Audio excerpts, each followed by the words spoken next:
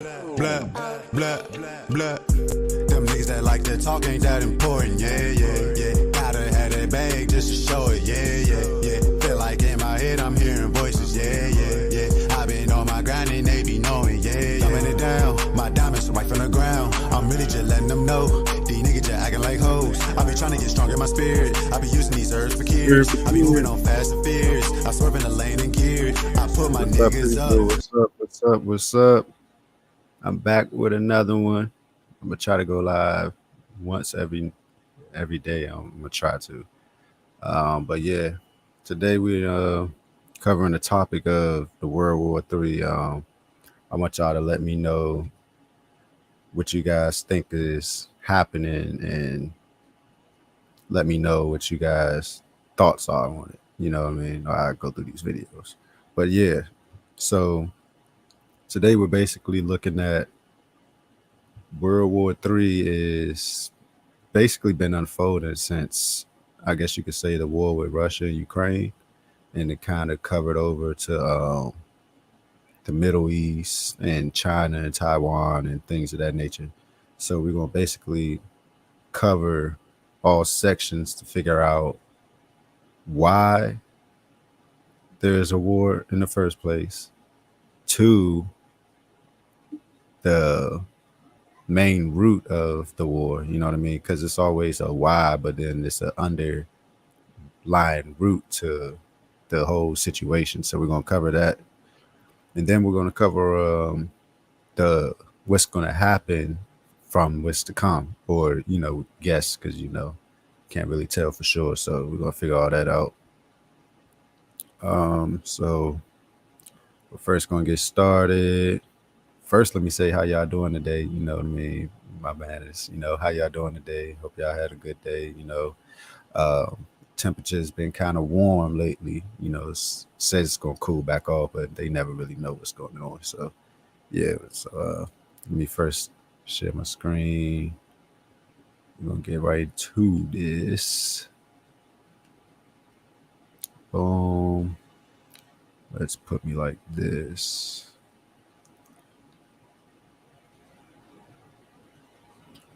Okay. So we're going to start with this. Is World War III is coming. Okay. TV show. This is TRS Clips. It's the honor of my life to have you in my house. You've done a lot for the world, which is also why I'm asking you about the kind of world you'd like to leave behind. I'm teaching prosperity, happiness, money, truth. Schools are this. I fought against this. Would you like these people to take over India? You don't know, do you? No, I do. I definitely wouldn't want. What is that he's holding in his hand? Hold on. Let me see. Communist Manifesto. Okay, got you. I fought against this. Would you like these people to take over India? You don't know, do you? No, I do. I definitely wouldn't want a communist. All right, hold on. So I gotta figure out Communist Manifesto.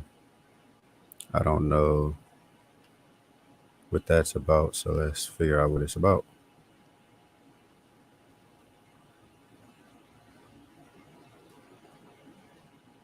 Communist Manifesto.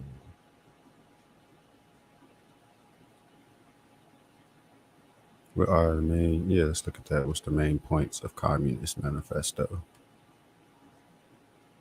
Marx and Engels proposed the following transitional policies: the abolition of private property in land and inheritance, introduction of a progressive income tax, confiscation of rebels' properties, nationalism of credit, communication and transport, expansion and integration of industry and agriculture, and enforcement. Kind of cuts off right there, but okay, I pretty much get it. All right. Communist Manifesto. All right, let's go back to this. Communist government.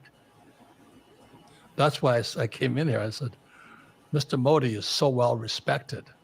He's a good man. Okay. I wouldn't want his job. Let me tell you why. I said it before. The world is now split in two. It's called Russia, China, America, India in the middle. Okay, so he said it's split in two. So basically saying Russia and China is one side, and then America is another side, and everybody else better get in where they fit in. Basically, is we're getting at. India's caught now in the middle of the biggest changes in world history. And the war is we're going to go to war. I can tell already. So it's going to be China versus America. You guys already know because you have Pakistan, you still have Kashmir. We're still at war here. But if you don't fight, people just take everything. I wish there wasn't war.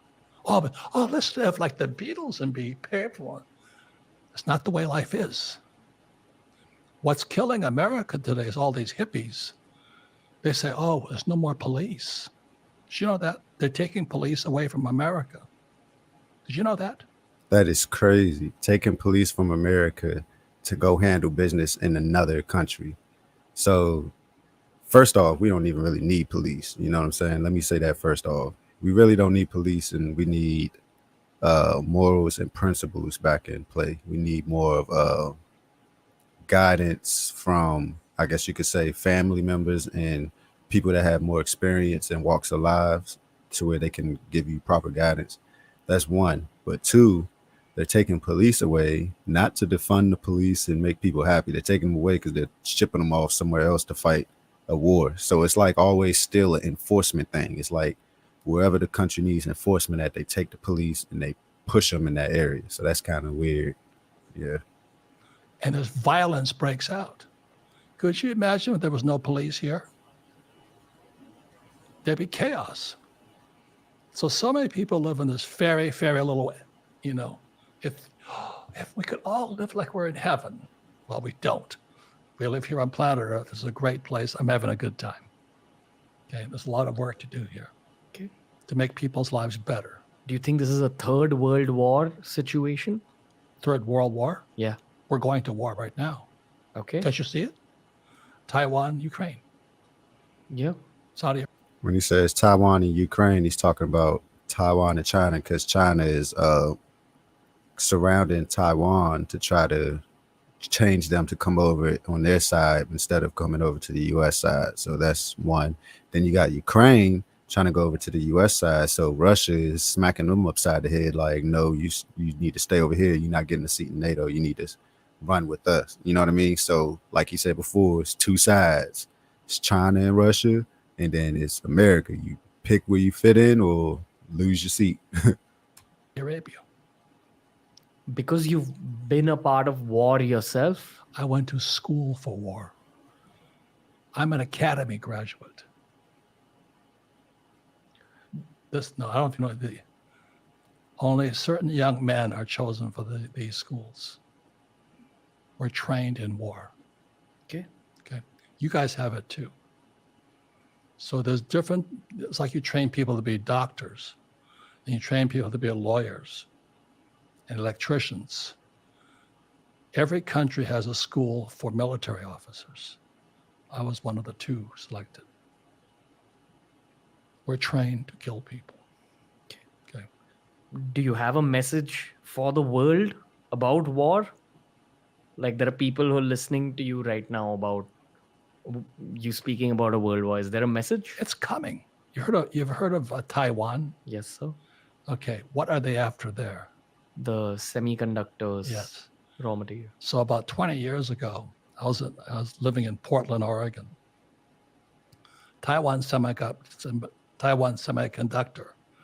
Semiconductors. Hold up. You know, I got to break it down because I don't like just listening to it and not understanding what's really going on. So semiconductors, let's see what that's talking about. Semiconductor. Semiconductors are materials which have a conductivity between conductors, generally metals, and non-conductors or insulators, such as most ceramics. Semiconductors can be pure elements such as silicon or germanium, or compounds such as gallium arsenide or cadmium selenide. Okay. So, in simple word, is a substance that has specific electrical properties that enable it to serve as a foundation for computers and other electronic devices. It is typically a solid chemical element or compound that conducts electricity under certain conditions, but not others. Okay. Getting an understanding of it. They're basically fighting over technology. Got you.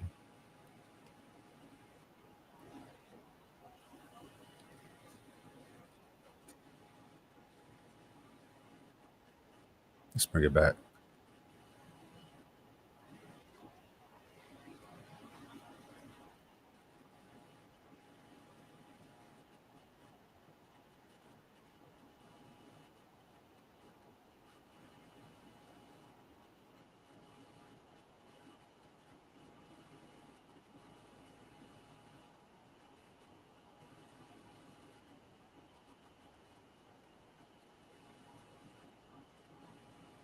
Mm.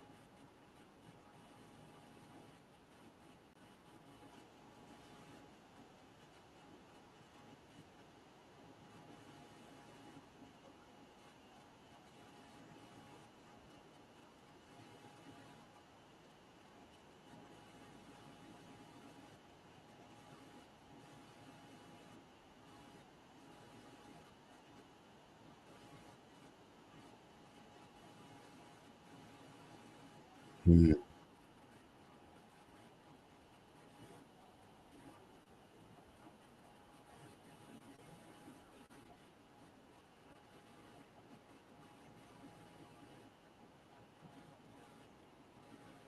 So basically, what I'm getting from it is he's basically saying these people are fighting over technology so they can create more advanced technology, which is basically like robots, AI, to control majority of their world. So once they figure out how to use these robots and things like that, they'll basically be able to wipe off some of the population, which they're basically doing right now with the world war, to basically create room for the AI to run their world for them more so than having to worry about our people trying to run the world. You know what I mean? So they're basically trying to cut off the middleman and make their own type of connection so they could just sit on their tails all day and just rule the world and don't have to worry about an AI talking back to them. You know what I mean? But I'm gonna kind of get more on the AI side too. I have a theory about it. Well, I can tell you now. So basically with AI, I feel like it's when you think about people's genetics, right? You have people, like Kalai says, you have people that's made of different species to make one species. That is an artificial intelligence. You know what I mean? You're taking something, a bunch of things to make this thing that's not possible to be made. You know, it's like if I take if I take myself, right, and I'm made of fish, cat, monkey, rat, and all these things, I'm basically not real. Like those things would never come together to make me ever. So the fact that they came together and made me, I'm artificial. I'm not real. That's what artificial is, something that's not real. So basically, even though I have intelligence, I have a sense of reality, I'm not real. So it's artificial intelligence. So when you think of a species that's doing that, they take their selves and they're making technology that's not real as well. You know what I mean? Like everything around us, you see computers, phones, cars, everything around us is just more artificial going around us. So basically, it's like an artificial intelligence making more artificial intelligence to quote unquote evolve through the world. You know you get what I'm saying? So that's kind of just something that I think about, like, damn, you know what I mean? It's crazy how the intelligence is taken from the natural intelligence you're supposed to have, and they kind of put it into their own world because they want to say, oh, we're an actual intelligence, like the stuff you doing, living in the forest and eating from fruits and talking to stars, that's not intelligent at all. To them, it's not intelligent because they have no sense of understanding. That's not where they're from. That's not something that they can comprehend. You know what I mean? So that's how I feel about that. But yeah, we can get back to the video.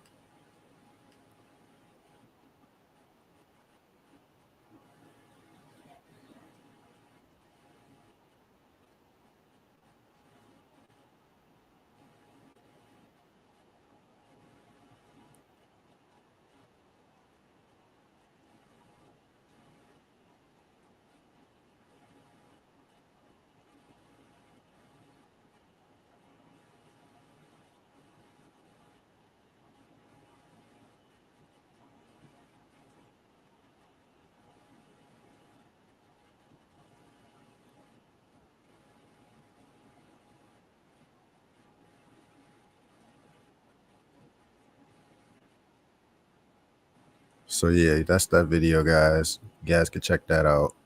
I have another one I want to get into. It's a channel called Infographics. You guys need to check it out. You guys need to check out Infographics. They have good scenarios and backstories on things to where you guys will really probably like it. So we're gonna go into it. We don't care about the link. Sorry.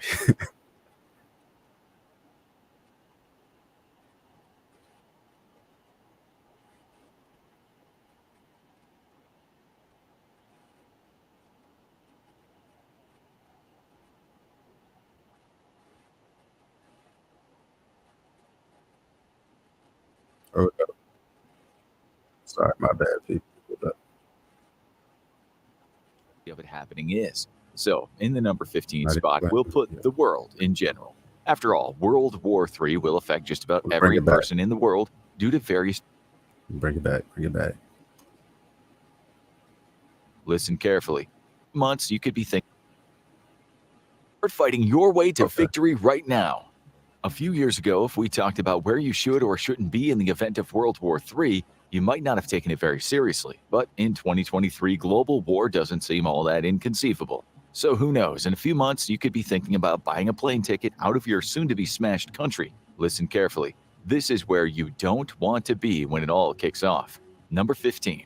We first need to set the scene for World War III to show you how realistic the possibility of it happening is. So, in the number 15 spot, we'll put the world in general. After all, World War III will affect just about every person in the world due to various disruptions. The week we started researching information for this video, the news media told us that the USA and its allies plan to provide F-16 fighter jets to Ukraine, whose position in the wrecked city of Bakhmut was also the focus of the global media that same week. Ukraine President Volodymyr Zelensky denied that Bakhmut was lost. Still, there was no doubt Russia was very close to completely occupying the city. Zelensky compared Bakhmut to the Japanese city of Hiroshima, which, as you know, along with Nagasaki, was hit with an American-made atom bomb at the end of World War II.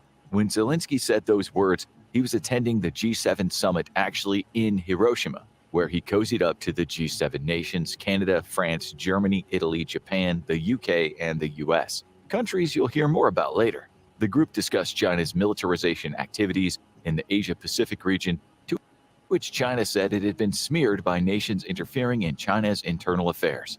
It was a busy week. As China dusted itself off from the verbal bashing, the Russian Foreign Minister Alexander Grushko talked about how that F-16 plan was all part of the West's escalation scenario. He said this route means colossal risks, and Russia would still achieve its aims in Ukraine anyway. Meanwhile, political scientists have talked about the global balance of power, and some say that the so-called unipolarity in the world, with the US as the sole superpower, the hegemon, is under threat as China and Russia seek to usher in a multipolar world, the way it was for centuries. Some theorists have said if the powers cannot reduce these tensions by embracing a new politics of détente, we'll walk into World War III and it will be world-crushing.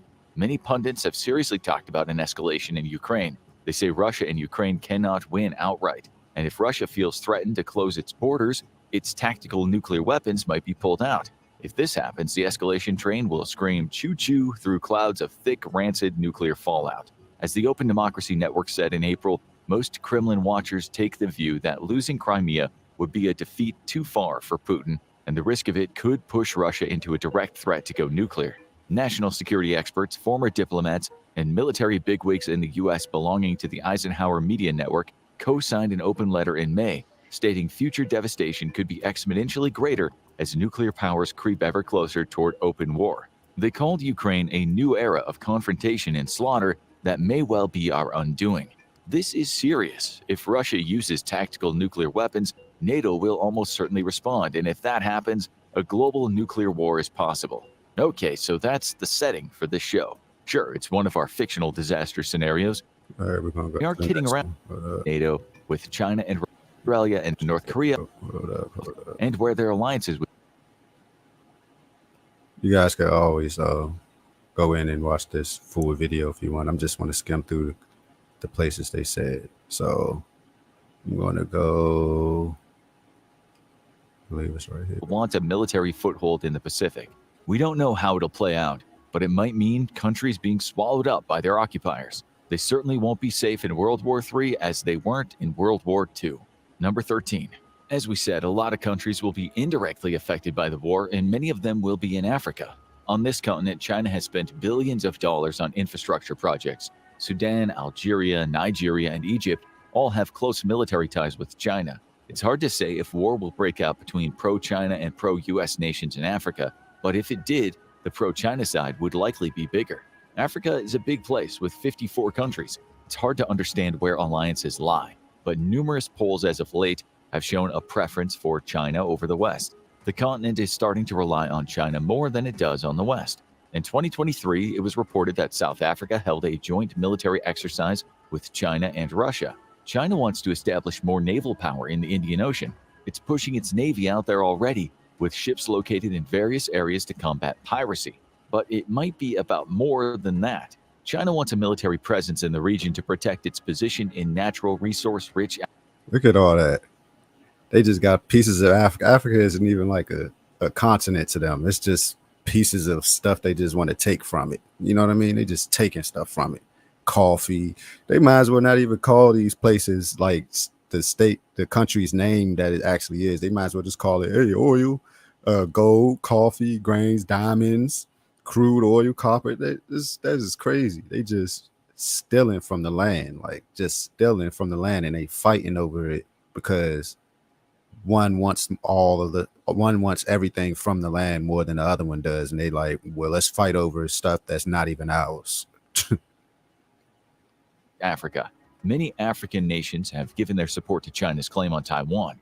In 2022, the Chinese foreign minister said, China-Africa relations are the bedrock of China's foreign policy. China has a lot of friends in Africa, many of whom have voiced concern and criticism about the U.S.'s role in the Ukraine war. One thing you have to understand is that some African countries already have profound humanitarian crises. We can't mention them all because that would take up the entire show, but we'll still say that this is a major factor for why the African continent will be hit hard by a potential World War III. In 2022, it was reported that in the Central African Republic, around 3.1 million people were in need of humanitarian aid, while in Angola, 3.8 million people didn't have enough food to eat. In Nigeria, 4.4 million live with food insecurity, and in Burundi, 50% of kids under 5 are said to be malnourished. The indirect effect of a world war would be devastating for these already impoverished countries, many of whom might have had to take a side. The war so far in Ukraine has made matters so much worse. Hundreds of millions of people in Africa have been displaced, with many of the poorest seeking refuge in neighboring African countries, their lives hanging by a thread. So can you imagine how they'd fare if the world erupted into full-scale war? Still, there's no chance they'll be getting nuclear bombs dropped on them, and they're a long way from nuclear fallout. Oh yeah, they ain't dropping bombs on them. That's money over there. They said, So let's go to the next one. That says Yemen. Life. The UK and France can also take a bow for creating this river of blood in Yemen. We won't go into all the details, but millions of innocent people have been displaced. At the same time, in 2023, it was reported that 23.4 million people would need humanitarian aid, while 17.4 million are looking at acute food insecurity. There has been lots of humanitarian assistance, but again, World War III would put an end to that. As a result, many would die. Syria is also struggling, with reports now saying that things have become much worse in this country after Russia invaded Ukraine. It said 65% of the people in Syria now face food insecurity. 3 million people have been displaced in a country that has only just over 18 million people. The EU has managed to put together a 27.4 billion euro package to support the Syrians who most need it. But if the Ukraine war so far can do this much damage, what will happen when World War III comes around? And then you have Venezuela, which is also facing a humanitarian crisis and is in dire need of aid. South America might be one of the best places to be in World War III, but in Venezuela, it's said 90% of people now live in poverty, while close to 7 million have been forced to leave. A world war would make things so much worse. In many nations where life is already tough, more and more people would arm themselves. Chaos would reign as more arms made their way into criminals' hands. Society could collapse. It would take too long to go through all the vulnerable nations of the world and how not receiving aid would cripple them. These are just a few examples, but trust us, many nations not even remotely taking part in World War III would see large parts of their population suffer and possibly starve. This would not just be a war about weapons. The explosion. Okay, so I wanted to go into 2 major points. Right here. Fairly good relations right now. Bring it back a little bit. Of the US, but also has very close ties to Russia, which is why it's maintained a hands-off approach. Large parts of their population suffer and possibly starve. This would not just be a war about weapons. The explosions where the battles take place would ripple out like a giant lake of fire, engulfing the poorest parts of the planet. But now let's get down to business and talk about where the direct action would take place. Number 10. Israel, Iran, Saudi Arabia. This one is tricky, so let's just say the region, already a bit unstable, could become much more unstable if World War III arrived. Israel is a very strong ally of the US, but also has very close ties to Russia, which is why it's maintained a hands-off approach in the Ukraine war. Iran and Israel get along about as well as Tom and Jerry, which could be problematic in a world war. Iran is certainly the US's enemy. Saudi Arabia has close ties with the US. You also have Iraq. Despite a war-crimey US-UK-led invasion that killed hundreds of thousands of people, Iraq and the US are now strategic partners. Iran and Iraq also have fairly... See that? So Israel is in the middle. It said that Iraq and US is cool. Iran, of course, is not cool with US. They're more so on the Russian side. So you had Israel that was in the middle. Now it's like, pick a side or get your tail whipped. You got to pay attention to it. It's crazy. Like, they're really trying to force sides so you can know what side you want to be at for when the war comes. Like, yeah, be on this side and get hit by their bombs or get hit by ours. It's stupid. Just stupid. Good relations right now.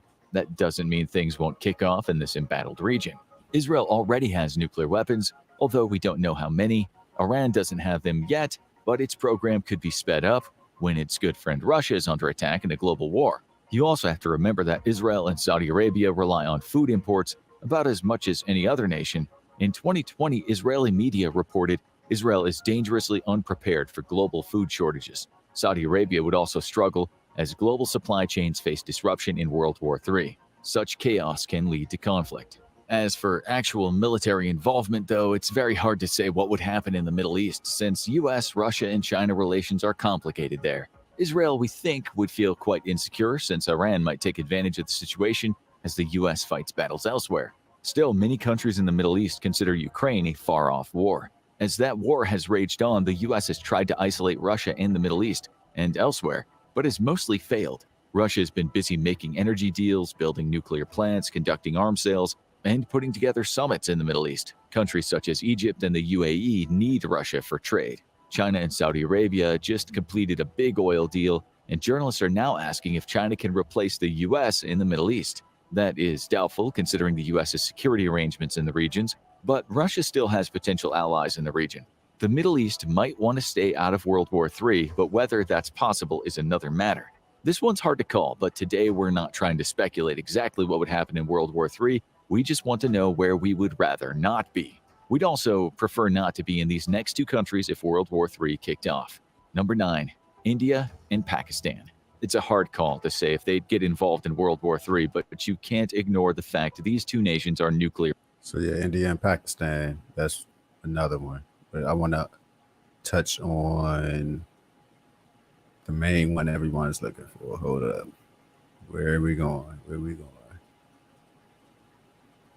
Hold on 1 second. I'm trying to find it.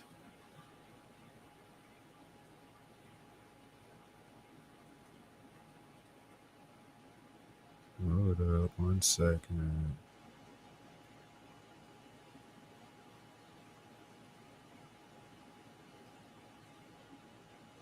It wasn't that far in there.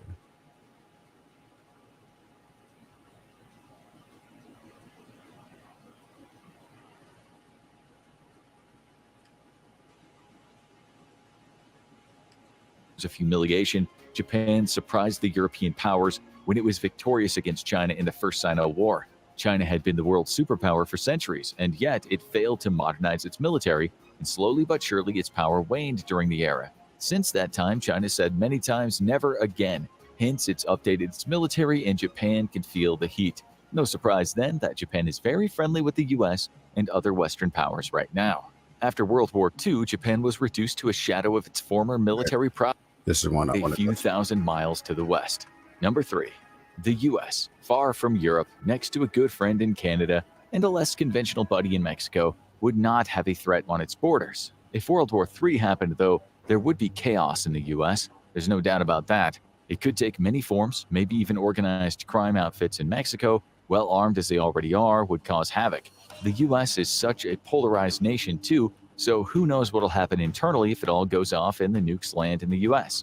The US has an anti-nuclear weapon defense system, the ground-based mid-course defense, which would take out nuclear missiles, although when you hear such a task has been called, like trying to hit a bullet with a bullet, it doesn't exactly instill much trust. If there was an all-out nuclear war, the US would get hit. There is absolutely no doubt about that. No doubt. In 2022, the American Physical Society released a 54-page report saying U.S. defenses wouldn't even be able to stop the nukes from North Korea, never mind China or Russia.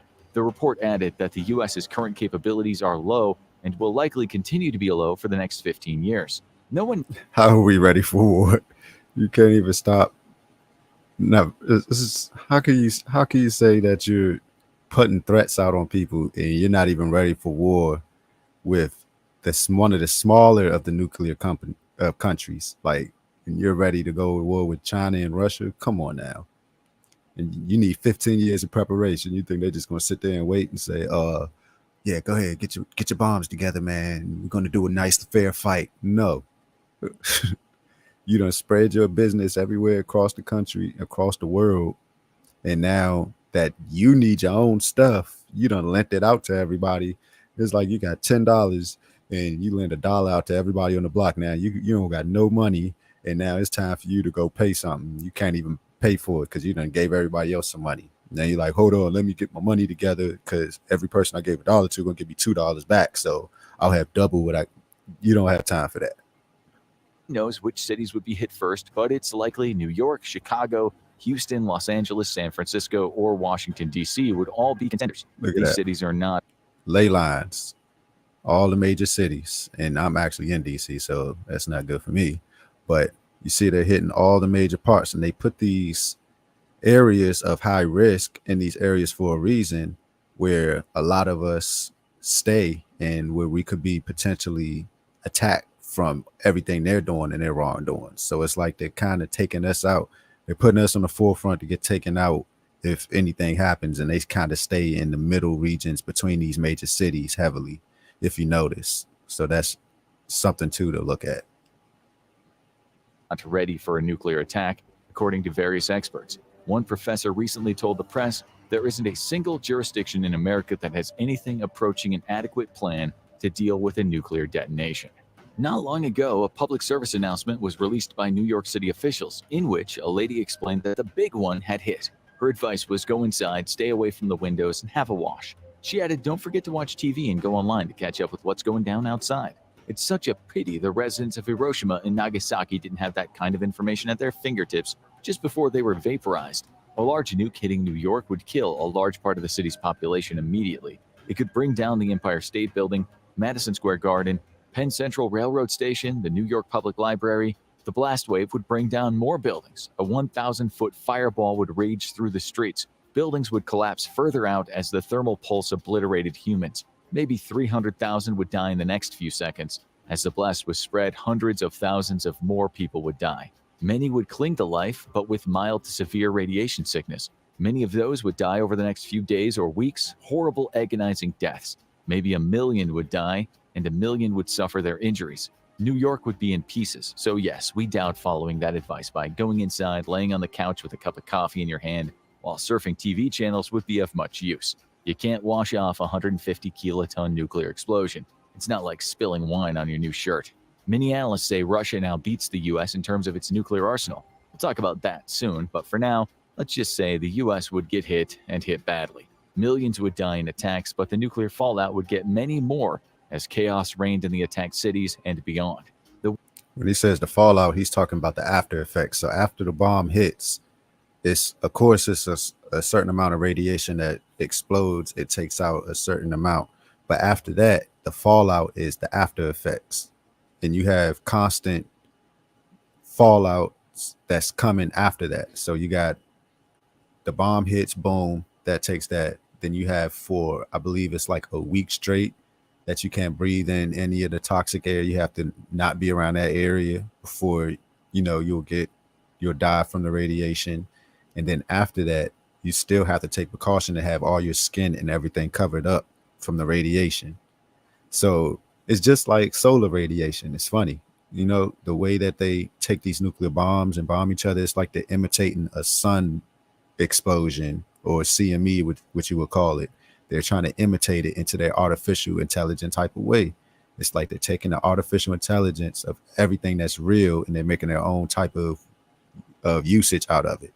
So they see how the sun affects certain people, how the radiation from the sun can do certain things, and they're trying to use that with bombs. Weapon we used in our New York City scenario was 150 kilotons. It said Russia has nukes with yields of around 300 and 800 kilotons. The US has close to 5,400 nuclear warheads, with about 1,600 of them deployed.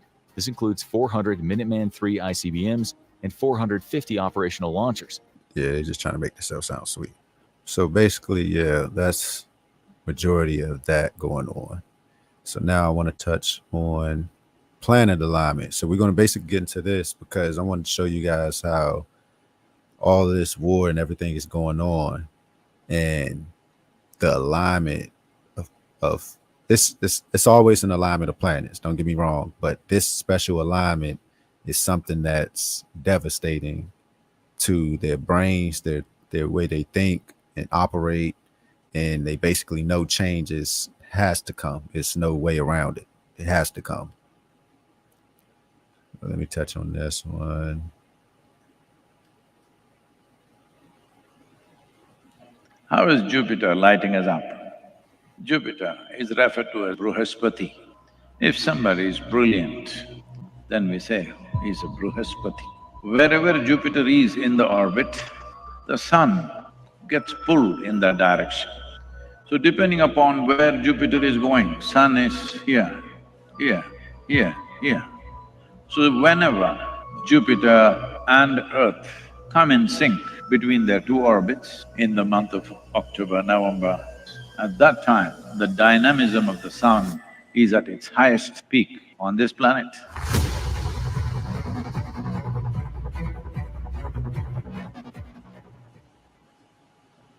after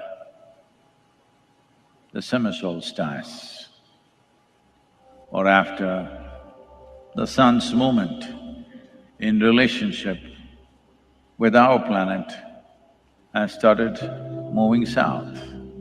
When this shift happens on the day of the solstice, from then on, in terms of nature, you're moving from a dynamic movement of energies, both of the planet, or at least the northern hemisphere, and what is happening in our bodies.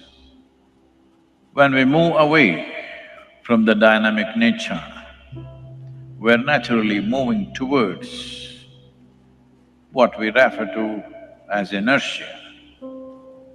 The extreme manifestation of inertia is death. So in a way, we are moving towards a certain slowdown of our system. So this is the nature of the planet. So when this shift happens and sun's movement starts turning south, depending upon which part of the 12-year cycle we are in a given year. When I say a 12-year cycle, the solar cycle, as per the observations within our system, is approximately 12.25 to 12.4 years. But today, as per modern calculations, they say it's 11.6 to 11.65. But that is not taking into considerations the movement or our relationship with the Jupiter. As you know, most of you should know, at least those of you who are in India are aware of this, that Jupiter is referred to as Buddha because it is supposed to be Bruhaspati. Jupiter actually was supposed to be a sun. It's just missing one of the elements to make it into a sun. But it has the same properties as the sun, just so you know that. We can keep it going. If somebody is brilliant, then we say he's a Bruhaspati, because his intelligence, his energies have become lit, very dynamic. So the story goes like this: there was a sage called Bruhaspati, and Adiyogi made him into a planet and put him as Jupiter. You be there to guard over the human creatures so that they become human beings. Light them up. How is Jupiter lighting us up? As you all know, Jupiter's orbit is outside of the Earth's orbit. Wherever Jupiter is in the orbit, the sun gets pulled in that direction. Sun is not stationary. It gets pulled in the direction of the Jupiter, spread the word, approximately the same distance as the diameter of the sun itself. So depending upon where Jupiter is going, sun is here, here, here, here. So whenever the Jupiter and Earth come in sync between their two orbits, because our orbit is 365 days, Jupiter's orbit is 11.85 years. So whenever it comes in touch, at that time, the dynamism of the sun is at its highest peak on this planet. As all of you know, that the only source of energy on this planet is solar energy.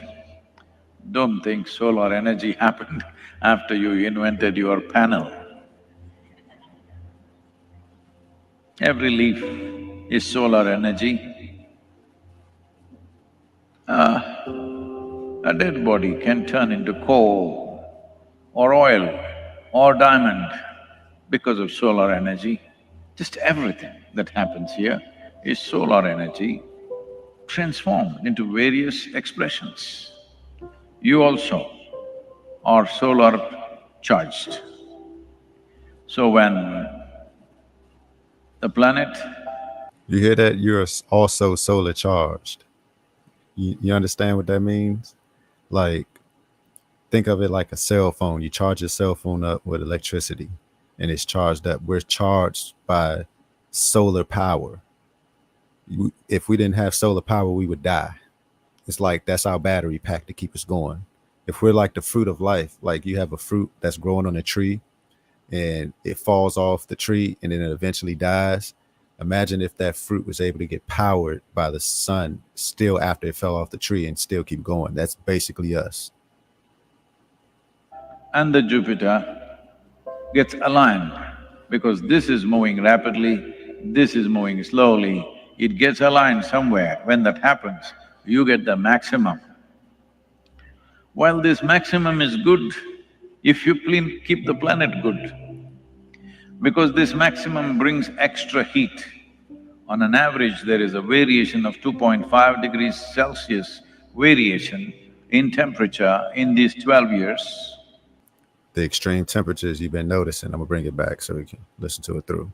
But the extreme temperatures we've been going through lately, think about it. They said every year since 2020, they said it's been getting hotter and hotter and hotter every year. So think about that. We're getting more extreme heat. It's building its way up. And then we get extreme cold. It's just building its way up until we reach our maximum. Extra heat. On an average, there is a variation of 2.5 degrees Celsius variation in temperature in these 12 years or 12.25 years of cycle, solar cycle, mainly because of the influence of the Jupiter pulling the sun a little closer to us. So this means more sunlight, more temperature, more radiation.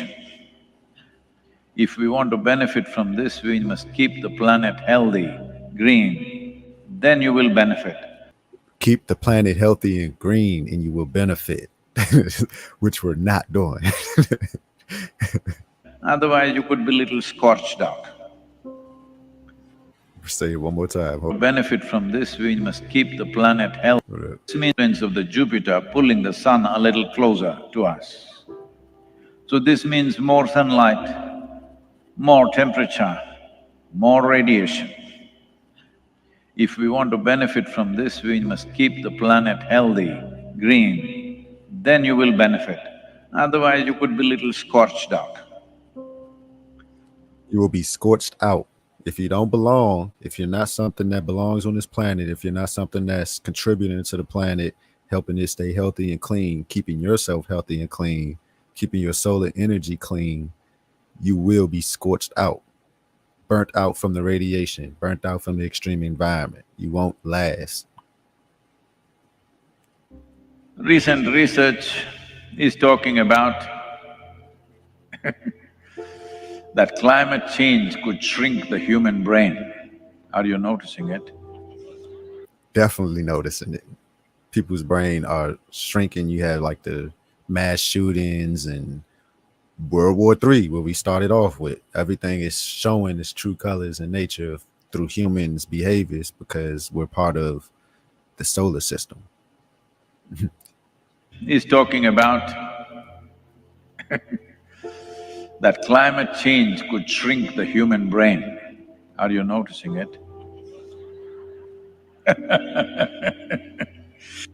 So, in this 12-year cycle, right now, we are not aligned with the Jupiter right now, but we will be after some time. Probably in the month of October, November, we will be aligned. So you may have a little late winter coming because this year we will be aligned around that time. Listen to that. You will be aligned around that time. And that'll be the solar maximum, to where it's more intense to live on this planet, more radiation. Also, it's another video of a guy showing, let me see, I could pull it up right quick. It was a story about a planet that came so close to Earth that, well, not a planet, it was Jupiter that came close to Earth, and it made people live for thousands of years. They was powered in energy, had abilities, they was healthy as they could be, to where it matched up in the same time of where they said the gods warred in the heavens and the skies and destroyed themselves. It was all happening around the same time. And around this time is when the solar energy was more intense. You didn't really have nighttime. It was just daytime all the time, 24/7. So I'm gonna see if I can pull it up right quick for you guys, so you guys can listen to it. And then we're gonna close it out with that. Let's see. Is this the one? Let's see. I think this is the one. It's on Y-Files, if you guys know about Y-Files. Let's see. Caused all kinds of havoc. Our solar system was like a billiard table. Planets bounced around and eventually settled into their orbits. Saturn, once part of a binary system with the Earth, found a new... Right here. The idea of worshiping these stars, these dreaded planets. All mankind through the years have worshipped stars that we can't even pick out of the sky today. Now, why? Because in ancient times, Saturn was much closer to the Earth and dominated the sky. I'm sorry, I said Jupiter. It was Saturn. My bad, guys. During this time, the Earth and Saturn were a binary planet system that together moved around the sun. Because the two planets were locked, Saturn didn't rise or set. It was fixed in the sky, just like the ancient Egyptians said. David Talbot continued the work of Velikovsky. He studied ancient symbols from across the globe, which described how the sky once looked, and it's very different than the sky we now know. People have definitely been offing themselves a lot lately. It's been like intensified. If you actually look up and see how many suicides it's been, it's like like more than quadruple the amount of what it would regularly be. Going back through prehistoric times, we see the same image in every culture, on every continent. It's called the cosmic wheel. The wheel was the throne of the gods. We see the wheel in Buddhism, Jainism, and Hinduism. The cosmic wheel is seen in prehistoric Ireland and in the hills of California. Across Africa, Scandinavia, around the Mediterranean, Mexico, Mesopotamia. The image represents three objects: Saturn, the large planet farthest away, a dark planet is closest, this was named Mars, and in the middle, a glowing object. The energy of the three objects washed over the Earth. The energy gave humans lifespans of hundreds or even thousands of years. This time had been called the Golden Age of Heroes. Civilization flourished. But then, something terrible happened.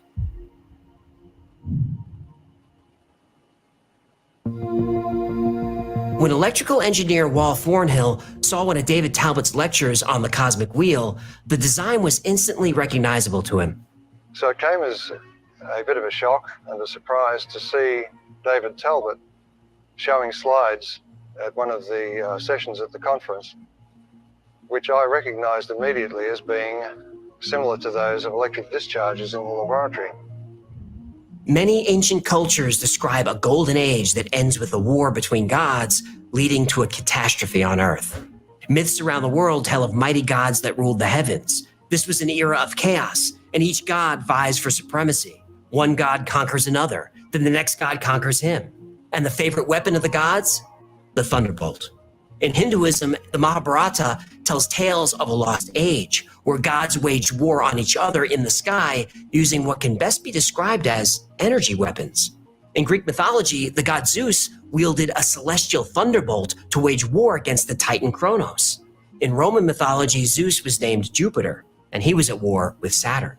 The arrows of Apollo, the trident of Neptune, these are all connected to thunderbolts. So when our ancestors said the gods waged war in the sky, they were interpreting actual celestial thunderbolts that they witnessed jumping between planets that they had named after the gods. But what caused this war between the gods and the cataclysm on Earth? It was the glowing middle object in the cosmic wheel, Venus. But Venus didn't form like the other planets. It was created much more violently. A chunk of Jupiter was ejected from the center of the planet. This matter took the form of a giant comet. This comet would eventually become the planet Venus. And this event is also reflected in legends around the world. The Greeks have the myth of Zeus birthing the goddess Athena from his forehead. She emerged fully grown and radiated brilliant light. She then uttered a cry that shook the heavens and the earth. And remember, planets and gods are one and the same, and Zeus is Jupiter. The Maya and Babylonians had myths. Planets and gods are one of the same. So when you go and tell people you're a god, you are made of the cosmos, you tell people a lot of these things and they just look at you crazy. They don't understand in their brain that they are made from everything. You have a connection to everything around you. So when you look at something, you're looking at a part of you. Even when you look at artificial intelligence, it came from an idea that was from you. It looked at you first and said, let me create something in this type of image. About Venus being a fiery or blazing star, just like a comet. The ancient Egyptians had a myth about the goddess Isis, who was associated with Venus. She was transformed into a fiery star that descended to the earth. Isn't that crazy how, just the last pause, isn't that crazy how ISIS is a name they use over in the Middle Eastern area where they fight constantly? And she came from Venus, which was what they said made out of something violent. It's crazy. It's crazy. At some point, the Earth, Venus, Mars, and Saturn drifted too close to each other. This led to massive bolts of lightning between the planets. And this lightning blasted craters in the moon and tore through the Earth to create the Grand Canyon. Ancient cultures recorded evidence of this lightning and other plasma discharges. The Lascaux Cave in France has cave art that's 17,000 years old. These images are extremely detailed, very realistic, and very accurate. So why does later art become crude, with men being depicted as stick figures? It's because these are not drawings of men. Notice how the arms always appear outstretched, and there are dots on either side of the figure. These are the same all over the world. So what is this? The answer comes from Anthony Peratt, a plasma physicist. Peratt shows us an animation of a plasma discharge. The central column is the axis. Around the axis is a torus or donut-shaped ring of charged particles. The top is called a champagne glass, the bottom is called a squashed bell. To an observer, the shape is transparent, but there are places where the plasma is most dense. Holy sh**. This is the shape drawn by ancient cultures around the world. The reason they recorded it is because they would have seen this as a giant glowing object in the sky. Like a god. Exactly. These plasma discharges would have been loud and bright and violent, and could have easily been construed as gods battling in the heavens. Eventually, the lightning stopped and the war ended. Saturn, Mars, and Venus moved into their current orbits, giving us the sky that we know today. Now, it's an amazing story, but it goes against everything we've been taught about gravity, the solar system, and all of mainstream cosmology. In order for this theory to be taken seriously, someone would have to prove it. So someone did.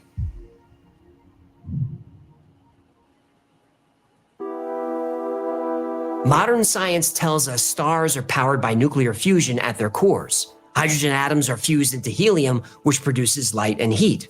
Scientists who support the electro-universe theory disagree. They believe electricity plays a bigger role in the cosmos than mainstream theories suggest. The energy of the sun is not being driven by fusion, but by a powerful electric current that permeates all of space. Over the past decade, experiments by an international team called the Sapphire Project have put the electric universe theory to the test. Their goal? Recreate the plasma environment of a star in a laboratory chamber on Earth. Is this a good idea? Well, It sounds like a fire hazard. Inside their high-tech facility in Canada, the Sapphire team built a plasma reactor. They filled it with low-pressure hydrogen gas, which mimics the early universe. Look, the artificial intelligence going right back to the thing. They see something that's made naturally and made from the cosmos, and they put their artificial version to it.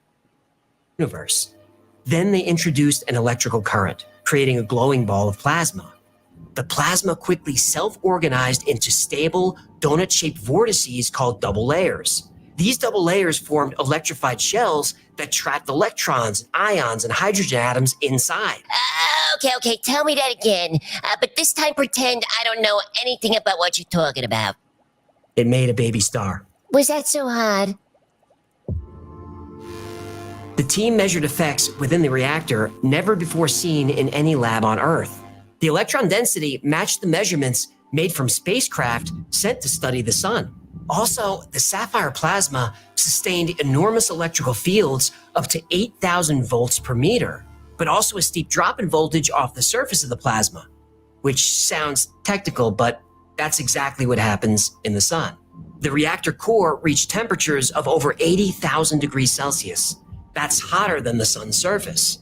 The plasma thermal radiation was uniform, just like the sun. Oh, these doctors must be so tan. I don't see how that's important. I'm saying it's a good... You see how he said that in the disguising way? All the doctors must be tan. thing. Scientists are usually pretty pasty. And they also found evidence of higher energy in the plasma corona, just like the sun.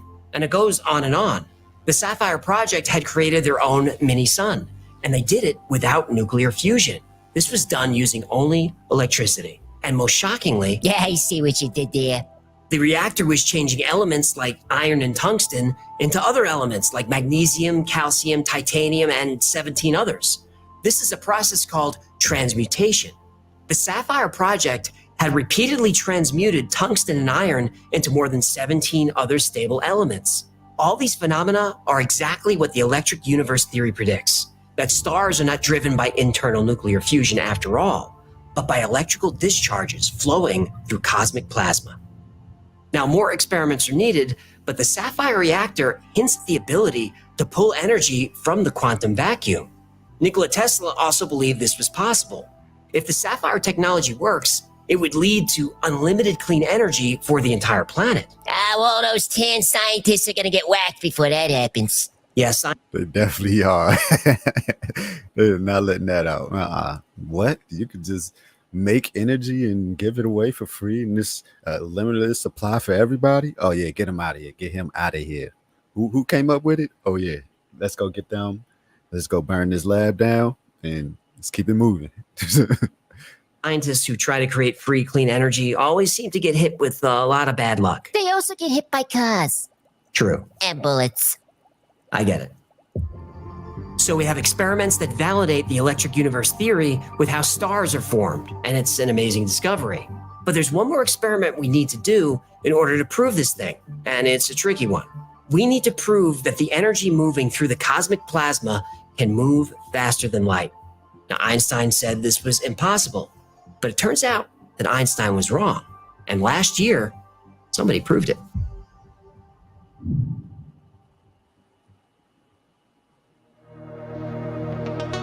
Einstein hated quantum entanglement. What is entanglement?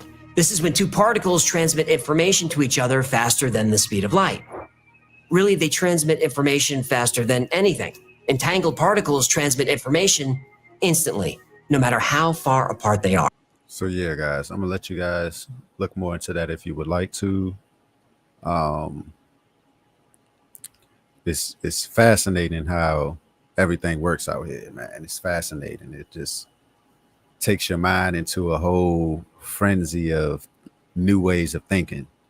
So it's like a lot of people are going crazy, as you can see, from not being aligned through the solar system, and internally in their own personal solar system, they're not aligned. So it causes reactions where they do certain things that they normally don't do. They act certain ways they're not supposed to act.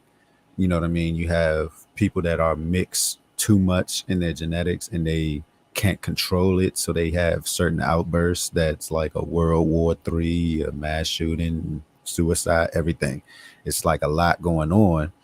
So you take that into perspective and you think about World War III, and it's like, okay, so the planets are aligning, and they say that causes something to you. If you're not aligned to the planet, you're not doing anything for the planet, that does something to you. If where you live at isn't healthy and green, it'll get scorched. Where you see a lot of these places like in the Middle East, um, in Russia, China, et cetera, these places are not being able to be, you can't live there. It's not being able to process crops for these people to live at. It's no peace amongst the people living there. And it's just natural disasters back to back happening, floods, tornadoes, hurricanes, everything happening all at once real fast. And it's the main reason why they're like, all right, man, nothing is working. I'm just gonna fight. Forget it. I'm just gonna throw bombs everywhere, and we're just gonna try to take each other out because I'm tired of trying to figure out how to live and be peaceful with each other, and my genetics isn't even able to understand what's going on or compute to meet into the right criteria to move forward and prosper. So if it's like that, they're basically taking themselves out of the game before the game takes them out. You feel what I'm saying? And they take a lot of other people away with them. So that's just something I want you guys to think about. When you see these world wars going on and you see everything on these screens and people fighting over tedious stuff, technology and all this, it's like it's a bigger picture behind it all. And it all comes from outer space. And if you think about it, like I said before, these artificial intelligence are trying to always constantly create more artificial technology to advance their life. So once you take that into consideration and you see how they're acting, it's basically saying, well, I guess y'all ran out of technology that you can create now. So now you just basically going haywire in your mind and taking it out on everything around you. You know, it's like a parent that had a bad day at work and they come home and just tear the house up and drink and get mad at everybody. You know what I mean? It's like that basically. So appreciate you guys for tuning in. Like I said, I'm gonna try to go live once every day now and keep giving you guys new things because I always find stuff everywhere. You know, I'm always constantly thinking and looking for new things to cover, and I'll probably always have some content to put up. So I appreciate you guys for tuning in, and you can go check those videos out. You can watch the full version of it, see everything for yourself, and appreciate you. Like, comment, and strive. Love you guys. Peace.